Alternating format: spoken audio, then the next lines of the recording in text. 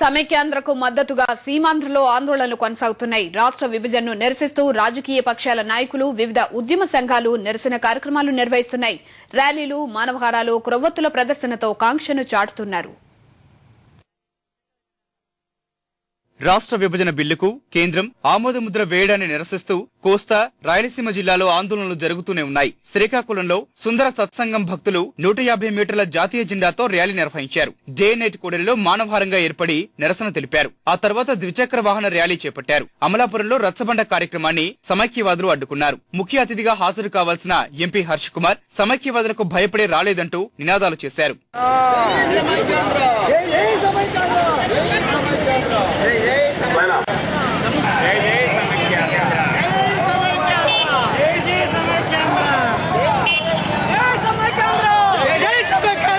రాజమండ్రిలో క్రైస్తవులు కొవ్వొత్తుల ర్యాలీ నిర్వహించారు. గోరక్షణపేట నుంచి సెయింట్ పాల్ చర్చి వరకు సమైక్య నినాదాలు చేసుకుంటూ ప్రదర్శన నిర్వహించారు. కృష్ణా జిల్లా హనుమాన్ జంక్షన్ లో జాతీయ రహదారిపై తెలుగుదేశం ఆందోళనకు దిగింది. రాష్ట్ర విభజన దిశగా కేంద్రం తీసుకున్న నిర్ణయాన్ని వ్యతిరేకిస్తూ ఆ పార్టీ నేతలు ధర్నా చేశారు.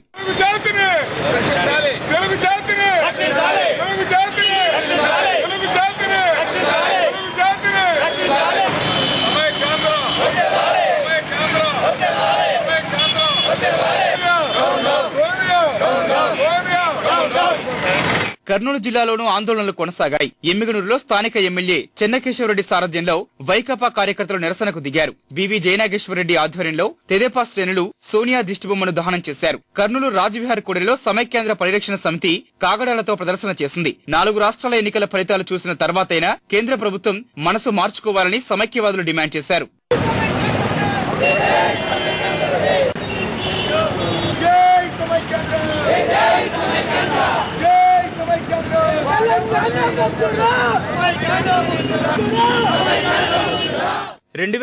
డిసెంబర్ 9 తెలంగాణ ప్రకటనకు నిరసనగా తెలుగు జాతి విద్రోహ దినంగా పాటించాలని సమైక్య రాష్ట్ర పరిరక్షణ వేదిక అధ్యక్షుడు అశోక్ బాబు పిలుపునిచ్చారు.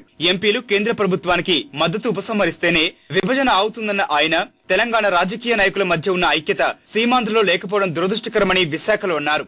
మరి పార్టీ అధ్యక్షులు గాని వాళ్ళ ప్రతినిధులను గాని పిలిచి రాష్ట్రంలో ఉన్న పరిస్థితుల్లో దీనికి రాజకీయ పరిష్కారం ఏ రకంగా తేవాలనుకుంటున్నారు విషయం మీద వాళ్ళని పిలిచి మాట్లాడే ప్రయత్నం మేము చేస్తున్నాం. ఒకవేళ ఈ శీతాకాలం సమావేశాల్లోనే బిల్లును కనుక పార్లమెంట్ తీసుకెళ్లే పరిస్థితి వస్తే గతంలో లాగా మేము సమ్మె చేసి నష్టపోవడం, స్కూళ్లు మూసి విద్యార్థులు నష్టపెడతాం కాదు. సమైక్య రాష్ట్రానికి మద్దతిచ్చే పార్టీలతో అఖిలపక్ష సమావేశాన్ని నిర్వహిస్తామని, శాసనసభలో ముసాయిదా బిల్లును అడ్డుకునేందుకు ప్రయత్నిస్తామని అశోక్ బాబు చెప్పారు.